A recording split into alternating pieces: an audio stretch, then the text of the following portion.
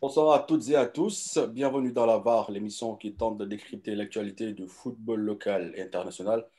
Ce soir, un invité nous a fait faux bond, donc on ne débattra pas de football local. On s'excuse auprès de ceux qui nous regardent. Nous parlerons donc essentiellement de la rencontre d'hier entre le Congo et le Sénégal, un match qui s'est soldé sur un score nul et vierge. Et pour débriefer ce partage des points, on sera avec Linzo, l'homme qui aime raconter des histoires aux enfants avec qui il se couche. Bonsoir Linzo. Bonsoir tout le monde. Bonsoir les gars. Toujours motivé quand il s'agit de parler de football et sans langue de bois. Bonsoir Elzo. Bonsoir à tous. Bonsoir tout le monde. Et enfin, Moustapha Sadio, journaliste à la RTS, qui préfère parler malgré son emploi du temps chargé. Il a été là. Bonsoir tout le monde. Bonsoir Linzo, Abdou, Khalid Sar, Djabi. Bonsoir. Ça va la famille? Ça va tranquille. On essaie de... Et le petit va bien? Ouais. Ça, c'est le petit Hargreaves là. Futur footballeur, on l'espère. Mason Greenwood ou Hargreaves? Hargreaves. Hargreaves. Owen Hargreaves. C'est ça. C'est son idole. Ah, bon, sans plus tarder, on va directement aller dans le bain. Donc, le Sénégal, dans un système expérimental, a été accroché par le Congo 0 but partout. Le premier score de parité des Lions de la Teranga dans ce groupe. Quelle est votre lecture après ce nul? Moustapha. Je voulais laisser la main à Linzo. Linzo, vas-y. Oui, alors, le match d'hier.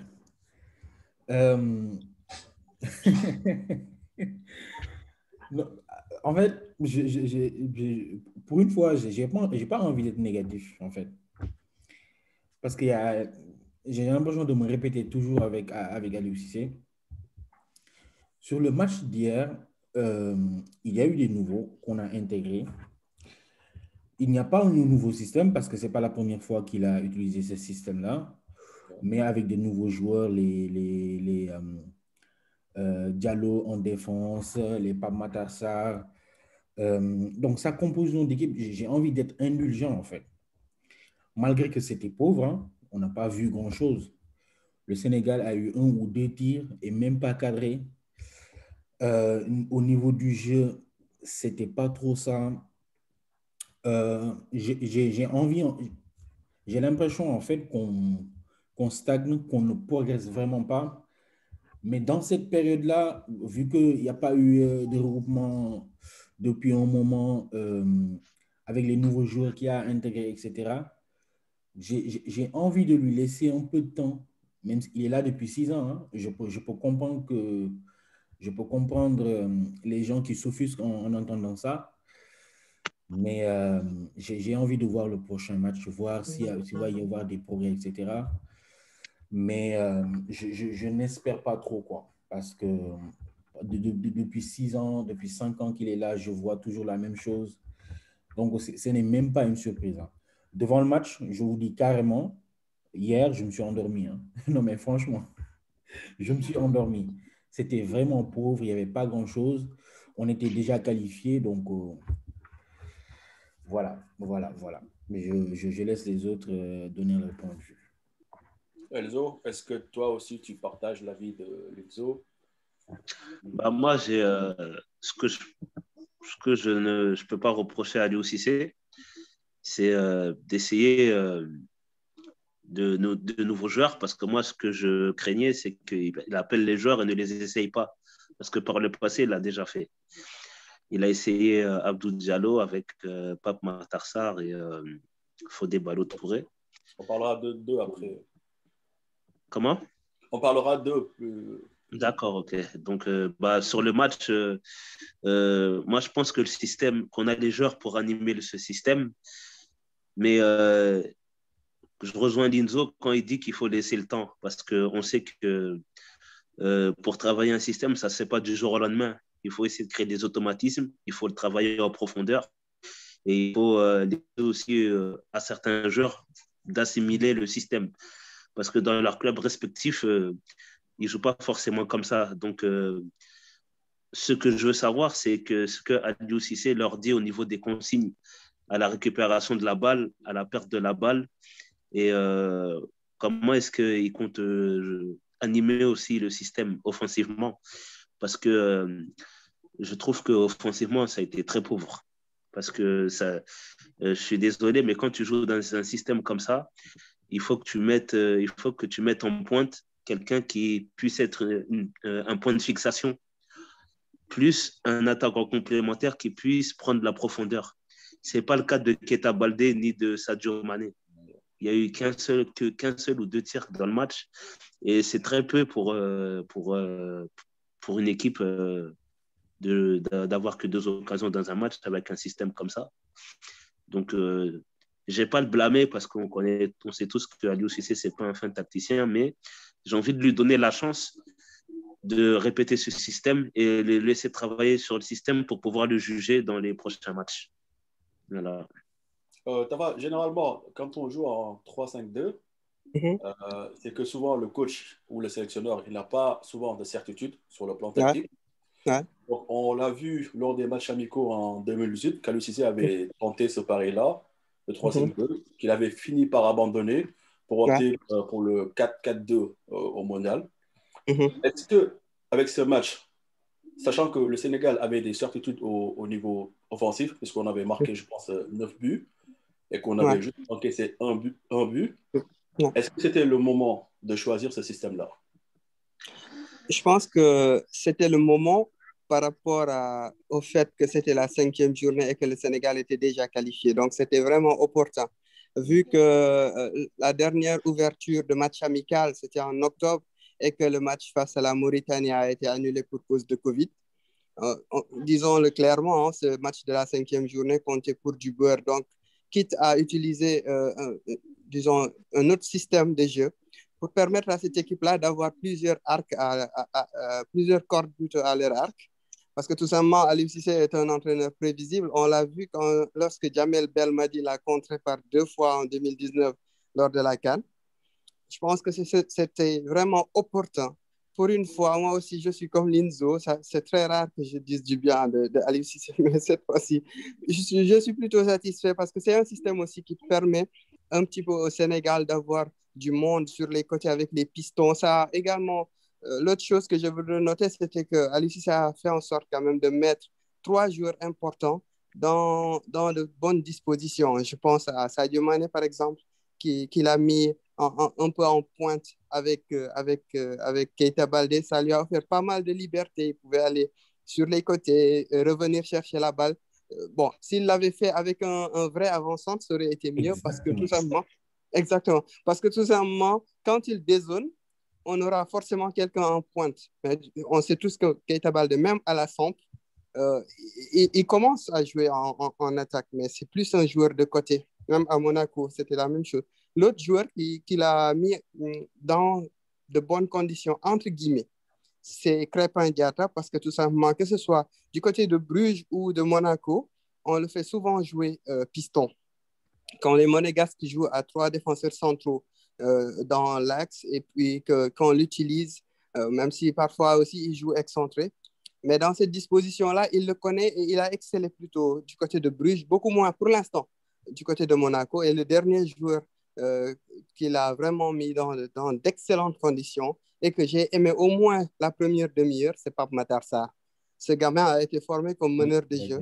J'ai beaucoup aimé la première demi-heure de Pape Matar Sarr, même s'il a plongé derrière. Ouais, vas-y, okay. On en parlera plus tard. Ouais, voilà, globalement, je pense que c'était, comme tu dis, c'était le moment opportun d'essayer un tout autre système. Aliou Cissé a vraiment besoin d'être plus imprévisible par rapport à ce que les entraîneurs africains connaissent de lui. D'accord. Donc, je suis plutôt d'accord avec ce que vous avez dit. Maintenant, on l'a vu, le système, bon, c'est un système qui n'est pas inédit, qu'il avait tenté, comme on l'a dit, en 2018. Bon, durant les matchs amicaux, là, donc, est-ce que vous êtes pour qu'on reconduise ce même système face à l'Eswatini? Alors, moi, je serais très surpris qu'ils ne le reconduisent pas. On est en train de tester, en fait. Il a essayé une fois, ça n'a pas trop marché, mais il faut insister, il faut y aller. Si tu ne testes pas maintenant, bah, tu ne testes jamais. Hein. Ces matchs-là, justement, vu qu'on a la chance d'être qualifié très tôt, faut en profiter. Justement, les erreurs qu'il a, je ne dirais pas les erreurs, mais on a vu à certains endroits que ça n'a pas marché. Pour moi, je rejoins ce que tu as dit, les deux attaquants. Moi, je comprends l'idée qu'il avait. Avoir deux attaquants qui ne sont pas vraiment des neufs, ça se fait. Il y a des coachs qui le font, il y a Guardiola qui le fait, des fois ça marche. Mais moi, j'aime l'idée d'avoir un vrai neuf, un point de fixation, avec un joueur comme Sadio Mané qui tourne. Voilà. Donc, je pense que ce n'est pas un hasard, c'est la sortie Diao Baldé, c'est le premier changement qu'il fait, parce que je pense qu'il a vraiment vu que là, ça ne marchait pas et qu'il a voulu mettre un. Mais je pense qu'il peut essayer de jouer avec un vrai neuf, avec Sadio Mané derrière. Autre chose, c'est que. Alors, moi, j'aime beaucoup Crépin Diatta. Hein. Crépin Diatta, pour moi, il doit être titulaire. Dans n'importe quel système qu'on pose, pour moi, il doit être titulaire. Par contre, moi, alors, peut-être que ce n'est pas le bon moment de le dire, puisque Matar Sarr a fait un bon match, mais moi, je ne sais pas ce que vous pensez si Crépin entrait au milieu de terrain. Parce que Crépin, dans la création du jeu, il est très bon. Il est ami avec le ballon, il sait faire des passes. La dernière passe, l'avant-dernière passe, moi, je suis sûr que Crépin Diatta peut le faire, sans aucun doute. Et sur le côté droit, c'est l'aspect défensif que moi je crains. Parce que quand tu joues en 3-5-2, les milieux de terrain qui jouent sur les côtés, je ne les appelle même pas des défenseurs, c'est eux qui ont la charge de revenir quand tu défends. Donc, moi, voir Crépin, parce qu'en position défensive, on est presque à 5 défenseurs. Crépin, à cette position-là, peut-être que j'aurais tort. Hein, et de toute façon, la plupart des équipes qui ont joué, je ne sais pas si vous vous rappelez de l'équipe du Brésil en 2002, ils jouaient aussi à 3 défenseurs quand ils ont été champions du monde. Ils avaient 2 très bons latéraux. Voilà, vous avez des latéraux, mais très, très offensifs. Donc, ce n'est pas forcément une garantie ce que je dis là. Mais moi, je veux juste voir un profil plus équilibré à droite. Tu vois, j'ai pas Sabali, par exemple. Voilà, mais exactement, Sabali, exactement. Je pense que Sabali, il est beaucoup plus équilibré que Crépin. Et Crépin, si tu le fais rentrer au milieu, moi, je pense que tu gagnes beaucoup, beaucoup, en fait, à le faire jouer là-bas. Voilà. Elzo, est-ce que, voilà, pour juste abonder dans le même sens, est-ce que tu penses que, parce que là, on l'a vu, qu'au niveau de l'animation offensive, il y avait un vrai souci. Bon, c'est quelque chose qui devient redondant, en fait. Tout le temps, c'est la même chose. Est-ce que tu ne penses pas que Aliou Cissé aurait dû sacrifier entre ses milieux défensifs, par exemple, entre Ghana et Nampalys, et en choisir qu'un pour mettre un joueur qui a un profil beaucoup plus offensif au milieu? Oui, je pense que c'est un choix qu'il aurait pu faire. Parce que pour moi, de ce que j'ai vu du match, Nampalys Mendy et Idrissa Gueye, ils ont le même profil. Et ils se marchaient dessus sur le terrain. Donc, pour moi, il fallait faire un choix entre les deux et mettre peut-être un milieu un peu plus offensif qui puisse accompagner les actions devant parce qu'on voyait que Sadio Mané et Keita Baldé étaient un peu trop seuls devant et qu'ils avaient un peu du mal à combiner. Donc, je pense qu'il fallait un joueur qui fasse le lien entre le milieu de terrain et l'attaque, aussi pour que les latéraux aussi qui sont sur les côtés, ils puissent monter et apporter des solutions avec les centres.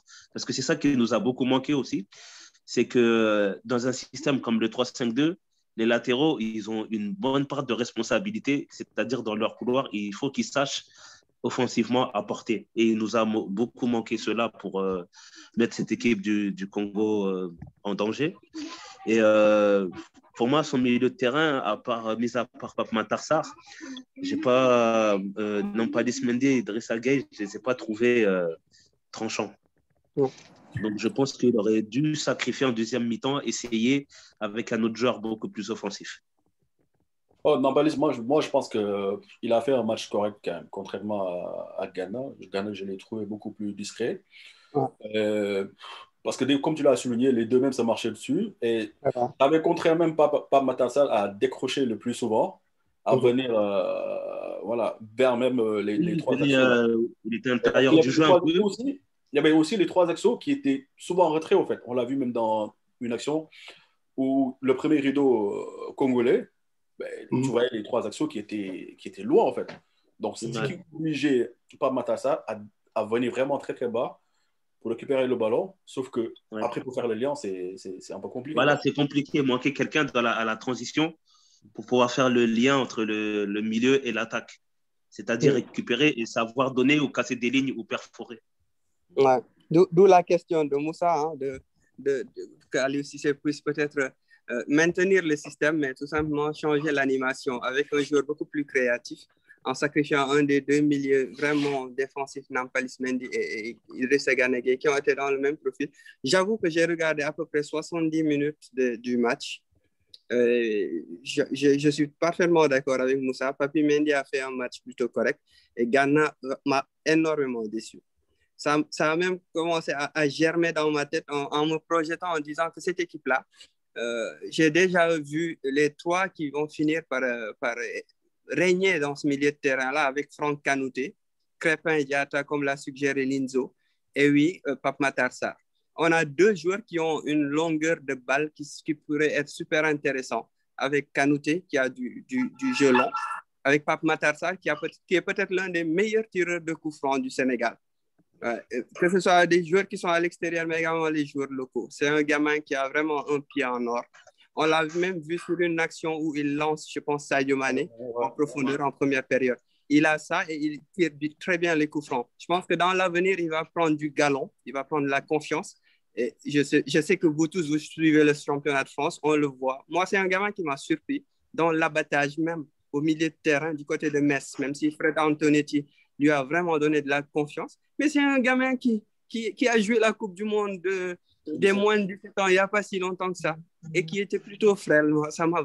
C'est vraiment une progression exponentielle de ce gamin-là. Et je sais que d'ici 1 ou 2 ans, Ghana a du souci à se faire. Je pense qu'il a un statut qui est en train de s'effriter petit à petit. Et également dans l'engagement, ces gamins ont montré beaucoup d'envie, contrairement à Ghana qui perdait les ballons et qui laissait à ces gamins dont je parle là de faire le sale boulot à la récupération. Donc, à la longue, comme on voit Ghana en difficulté quasiment d'ailleurs au PSG, même s'il y a du mieux ces dernières semaines, j'ai vraiment l'impression que l'avenir du milieu de terrain du Sénégal, c'est quand même Franck Kanouté comme sentinelle. Même si on garde ce système-là, ce sera on va dire, du 5-1, du 5-3-2 ou bien du 5, avec une vraie sentinelle un peu qui viendra chercher les ballons, comme Franck Kanouté qui a de la longueur de balle, et deux joueurs juste devant lui, Pape Matar Sarr peut-être et Crépin Diatta, qui, on l'a vu déjà, même en piston, aiment beaucoup combiner en jeu court avec Sadio Mané, avec tous les joueurs qui décrochent de l'axe. Donc, on a besoin d'avoir le contrôle du jeu au milieu de terrain, comme le suggère Moussa. Donc, avec des joueurs qui aiment bien combiner. Pas des joueurs qui lâchent trop vite la balle. Si tu as déjà Franck Kanouté qui lâche très vite la balle avec du jeu long, parfois même il ose le jeu court. Si tu as le contrôle du jeu avec deux milieux créateurs comme Crépin Diatta et Pape Matar Sarr, tu peux rivaliser avec l'Algérie, qui me paraît toujours être vraiment un épouvantail en Afrique. Et on parle tous, je pense, du même objectif, hein, quelque chose de plus réaliste, c'est-à-dire aller chercher la CAN. Pourquoi pas même, Linzo, pourquoi pas même modifier le système en 3-4-3? Je pense que c'est faisable, quoi. Bon, très bien. En réalité, tu vois les systèmes. Le système, ça ne veut rien dire. Hein. Ça ne veut rien dire, en fait, le système. Qu'on joue en 4-4-2, 3-4-3, 3-5-2, bah, très bien. C'est comment tu joues, c'est quoi ton animation. C'est ça l'animation. Moi, je m'en fous qu'on joue en 4-4-2 ou en 3-5-2. L'essentiel, bah, c'est qu'on défende bien, on bloque, en équipe, qu'on attaque bien, qu'on ait vraiment qu'on fasse de bonnes combinaisons, qu'on ait des bons circuits de la circulation du bal, que ça soit fluide. Moi, je veux du jeu, en fait. Aujourd'hui, Aliou Cissé, il a le matos, en fait. Il a le matos. Donc, il doit faire quelque chose. Moi, je me focalise sur ça. Là, on est indulgent, il essaie des choses, mais c'est très bien. Bon, je déteste les coachs qui n'essaient pas d'innover, qui n'essaient pas d'apporter des choses. Lui, là, il a osé, il change, etc. Mais je veux que ça fasse effet. Je veux qu'on voit de la continuité. Je veux du jeu. Je veux qu'on progresse. Je veux qu'on arrive à la CAN 2021 en ayant des certitudes. Là, c'est maintenant ou jamais. Hein. Les certitudes, il faut les avoir. Les joueurs qu'il vient de prendre, là, je ne sais pas si on va parler individuellement des joueurs, mais Diallo, là, en défense, là, non, franchement, on est bien en défense. Hein. Franchement, on est très bien en défense. Avoir Diallo, Koulibaly, Kouyaté, un vieux briscard. Je ne sais pas si ça mais oui, on a du matos. Hein. En défense, franchement, on a du matos. En attaque, j'en parle même pas. Le milieu de terrain, on a les éléments, mais il faut qu'Aliou Cissé les fasse jouer. Tout le problème est là. Le jour où on va avoir un vrai fond de jeu, tu vois, qu'on va maîtriser le ballon, faire subir les attaquants, les équipes adverses, savoir leur mettre la pression, ne pas les laisser respirer. Et dans nos temps faibles, défendre, je pense qu'on sait le faire, etc. Là, on sera une équipe, mais redoutable. Franchement, c'est à ça qui manque. Hein. Il y a que ça qui manque. Elzo contre les Swatini, quelle modification devrait-on apporter au niveau de l'effectif dans le 11 de départ, par exemple, si on doit maintenir le même système? Est-ce qu'il ne faudrait pas qu'il y ait des changements au niveau du 11 de départ? Bah pour moi, il devrait changer, il devrait enlever soit Idrissa Gueye ou soit Nampalys Mendy pour peut-être mettre un Franck Kanouté pour mieux animer le système. Après, ce que je veux dire, c'est que, comme il a dit Dinzo, qui joue en 3-5-2 ou à n'importe quel système, le principal, c'est qu'on voit du jeu. Qu'on voit qu'il y ait des mouvements, même si dans le jeu, on voit qu'il y a un peu de déchets, que c'est un peu brouillon, mais il faut qu'on voit l'identité de jeu. Et une fois qu'on verra l'identité de jeu, Aliou Cissé pourra travailler sur ça pour pouvoir faire progresser les garçons avec les animations. Parce que c'est important d'avoir plusieurs cordes à son arc pour pouvoir être imprévisible, pour pas que l'adversaire il puisse être capable de lire le jeu. C'est-à-dire, Aliou Cissé doit être capable de maîtriser plusieurs systèmes de jeu pour pouvoir surprendre l'adversaire. Et je pense que s'il fait un changement, il doit changer soit Nampalys Mendy ou Idrissa Gueye et mettre Franck Kanouté. Voilà. Tafa. Lizo, est-ce que tu penses qu'après le match je suis tout à fait d'accord avec ce que Elzo a dit hein, par rapport à mettre une autre sentinelle en sortant soit Gana Gueye, soit Papi Mendy. Justement, est-ce que tu penses que c'est normal que Nampalys soit sur le banc pour le prochain match? Bon, peut-être par rapport, on a besoin qu'il enchaîne, hein, parce qu'on sait tous ce que vaut Ghana. Je suis d'accord avec vous. Je pense que même c'est prévu. Hein. J'ai envie vraiment de croire que Alice a prévu d'essayer de donner encore plus de temps de jeu, de voir ces joueurs-là dans ces conditions-là, surtout dans un terrain très difficile du stade Lat Dior de Thiès. On a déjà vu Ghana à l'œuvre plusieurs fois dans ce stade-là. Donc, je me dis que on est là, certes, on est en train de dire certaines choses, mais on se veut vraiment pas en donneur de leçons. Quoi. Je pense que c'est prévu dans la rotation de Aliou Cissé, c'est quand même de donner plus de temps de jeu à ces nouveaux joueurs-là. Et au milieu de terrain, on est en train de parler d'avoir un peu plus le contrôle du jeu en éliminant un des deux joueurs comme Gana et Papi, mais comme on le dit, on a besoin de voir Nampalys Mendy dans cet environnement d'un terrain beaucoup plus difficile que le stade Massamba Déba de Brazzaville.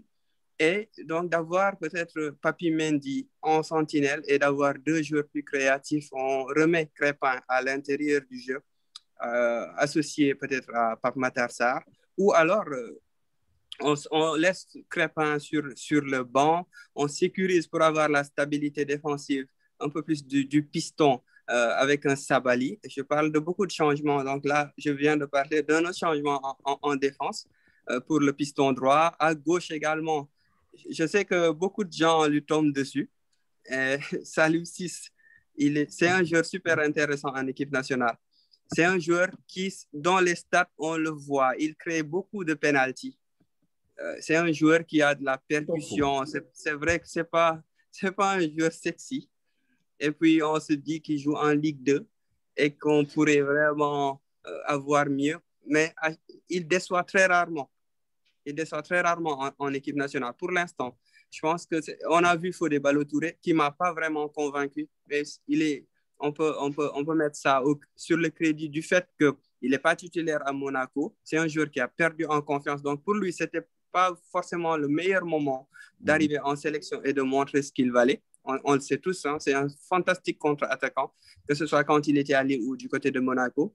Un autre changement, c'est comme on le disait avec Linzo, en pointe, mettre un vrai attaquant aux côtés de Sadio Mané, même si je pense que Sadio Mané va être reposé par rapport aux accords que Liverpool a un petit peu avec les différentes sélections. Même si il peut aller chercher peut-être le titre de meilleur buteur, on joue Eswatini quand même, hein, quel que soit le système. C'est le moment de leur mettre une bonne branlée et un festival de buts, quoi. Donc, un changement en attaque par rapport à la pointe qu'on voudrait associer à Sadio Mané. Une vraie pointe, hein. Une pointe qui reste en pointe et qui laisserait à Sadio Mané la liberté de faire des décrochages, que ce soit sur le côté ou vers le milieu de terrain. Et donc, les changements sur les côtés, les sentinelles, sur les pistons. Je pense que ce serait vraiment intéressant de voir tous les nouveaux joueurs à l'œuvre dans cet environnement-là. Et je pense qu'au niveau du Stade Lat Dior, avec le nouvel arrêté ministériel, qu'on aura un peu de public du côté de Lat Dior, ça devrait faire une belle ambiance du côté de Thiès. Bon, brièvement, qu'est-ce que vous avez pensé des 4 nouveaux qui ont été alignés d'entrée, à savoir Nampalis, Abdou Diallo, Pape Sarr et Fodé Ballo-Touré? Vas-y, Tava. Moi, je dirais qu'Abdou Diallo, quand même, c'est un joueur très intéressant, même si ce n'était pas un super match, ni de sa part, mais bon, on voit vraiment les prémices. C'est un joueur qui pourrait vraiment être intéressant comme arrière droit A4, défenseur central A3 dans l'axe.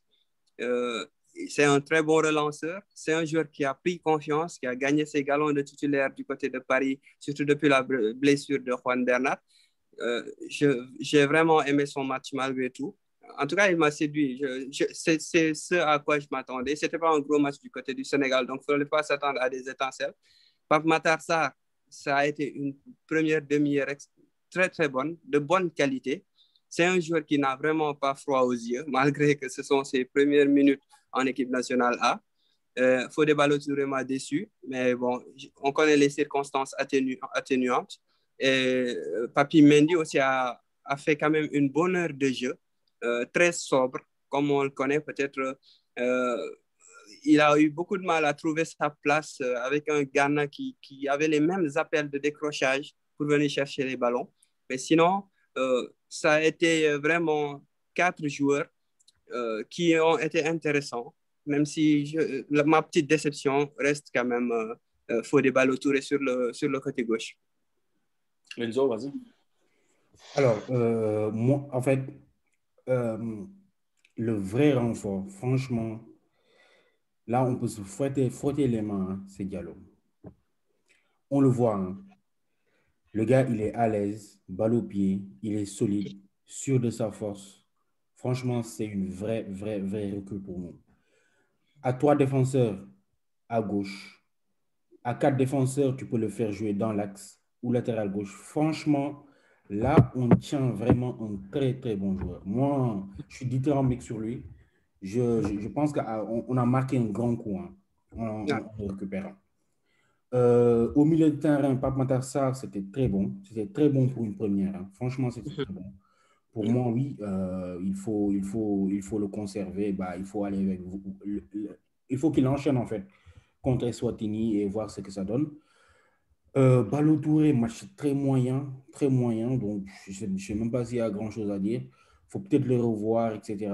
C'est vrai qu'il n'est pas dans une très grande forme actuellement. Donc, ouais, pour moi, il n'a pas fait un bon match. Et le 4e, c'était qui? Papi Mendy. Oui. Nampalis, ouais, pour moi, match moyen. Ouais. Match moyen à l'image de l'équipe du Sénégal. il ne s'est pas vraiment détaché. Voilà. Match un peu quelconque, quoi. Voilà. Elzo, tant pour moi.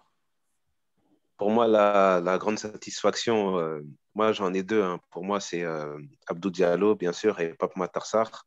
Je vais commencer par Abdou Diallo. Il dégage de la sérénité, de la sécurité. Et puis, balle au pied, tu sens que c'est un joueur qui peut ressortir les ballons propres. Et on a besoin d'un joueur comme ça, comme premier relanceur, pour pouvoir commencer les actions et dynamiter le jeu. Et très bonne vision de jeu, et il a une très bonne qualité technique pour un défenseur. En plus, c'est un joueur polyvalent qui peut jouer à gauche aussi, comme il peut jouer avec Koulibaly aussi dans l'axe. Donc, je pense qu'on tient un grand défenseur à l'avenir. Et puis, à l'équipe du PSG, il arrive aussi à tirer un peu l'épingle du jeu quand on lui donne la chance de jouer. Donc, pour moi, pour une première sélection, pour moi, c'est satisfaisant. Après, Pape Matar Sarr, je trouve qu'il a fait une première mi-temps, une très bonne première mi-temps. Comme je disais, on n'a pas eu de ce genre de joueur, c'est-à-dire un joueur au milieu de terrain qui puisse casser les lignes, qui puisse perforer, qui puisse transpercer. Et je retiens 3 actions de Pape Matar Sarr en première mi-temps où il a transpercé les lignes et il a fait des passes qui ont cassé les lignes et mis la défense congolaise en danger. Je pense que pour une première sélection, c'est excellent. Et j'aimerais le revoir aussi à ce registre pour les prochains matchs. Après, Fodé Ballo-Touré, je pense que lui, il a été aussi à l'image de l'équipe, hein, c'est-à-dire un peu brouillon. Après, comme vous l'avez souligné, il n'est pas aussi dans une forme exceptionnelle vu qu'il ne joue pas à Monaco. Il est remplaçant. Mais je pense que c'est un formidable contre-attaquant et je pense qu'à l'avenir, avec un peu plus de confiance, il peut nous faire du bien sur son côté. Parce qu'on a besoin aussi d'un latéral comme lui qui puisse apporter. Après, Nampalys Mendy, bon, il a fait un match moyen. Je vous rejoins aussi dans vos analyses. Et je pense que moi, j'aimerais le revoir sans Gana Gueye pour voir si vraiment il peut prendre la place de Gana Gueye en mettant un autre joueur plus offensif, voir comment il puisse s'en sortir et se débrouiller pour la suite. Donc, je pense que globalement, les quatre joueurs qui ont débuté, ils n'ont pas été si mauvais que ça. Voilà. On a juste 2 questions de 2 internautes. Bon, ça va, brièvement, en 30 secondes. Il y a Djibril Soni qui nous a posé une question. Il nous demande comment voyez-vous l'avenir de Keita Baldé en sélection en 30 secondes. En 30 secondes, je dirais qu'il a toujours un avenir en équipe nationale. C'est un joueur quand même hybride hein, qui peut jouer à tous les postes de l'attaque et qui a vraiment besoin de retrouver de la confiance. On se souvient du joueur qu'il était du côté de la Lazio. Et si avec Ranieri, il parvient vraiment à faire une bonne fin de saison avec la Samp, ça va redevenir le joueur qu'on connaissait, dont on espérait tant du côté de l'équipe nationale du Sénégal. Lunzo, en 30 secondes, il y a Demba Diop qui nous demande pourquoi l'équipe nationale ne joue pas bien. Bah, ça, il a besoin de 30 rapidement, minutes. Hein, je te réponds en 2 mots parce qu'on a moins d'1 minute. Pour moi, Aliou Cissé n'est pas assez bon. Ouais, depuis 5 ans, il a le matos. Si on ne progresse pas depuis 5 ans, moi, c'est la faute du coach. Hein. Le coach a une part de responsabilité. Voilà. On va fermer cette émission par cette note négative, malheureusement. Bon, ça a été un plaisir d'avoir discuté avec vous, les gars. On vous souhaite une excellente soirée à tous et à la prochaine fois, Inch'Allah. Merci beaucoup, les gars. Ciao. Merci.